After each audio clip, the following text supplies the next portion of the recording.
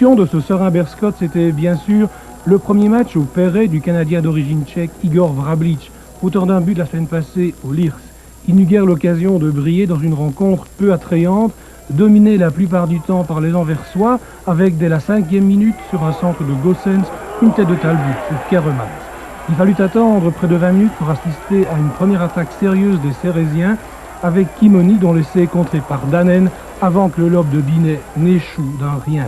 Un peu plus tard, c'est Kinkambo qui lance parfaitement Binet, dont le centre est malheureusement raté alors que Vrablič était isolé.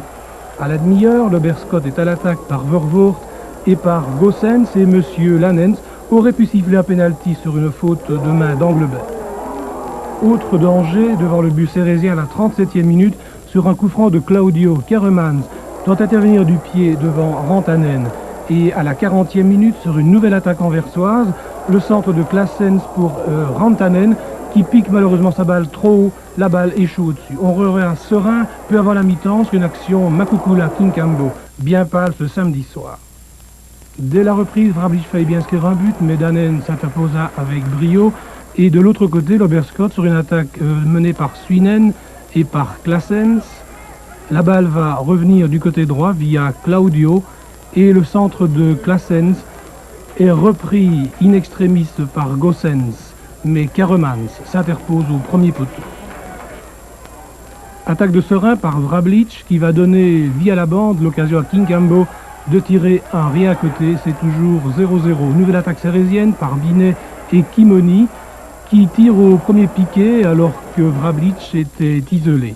De l'autre côté, illustration de la médiocrité, ce coup franc raté de Hofkens et ce contre mené par Kinkambo et Makukula, un contre tout aussi inoffensif.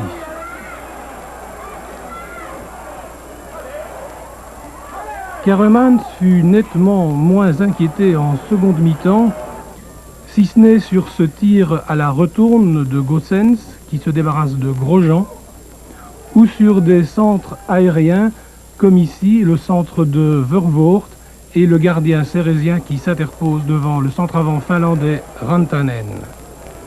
Serein eut pourtant l'occasion d'apporter la victoire à la 78e minute sur une action de Kinkambo, relayée en 1-2 par Stas de Richel, mais le Zaïrois manqua un but vraiment tout fait. On va revoir le 1-2 parfait de Stas, entré au jeu à la place de Binet, et le but raté par Kinkambo. On en resta à 0-0.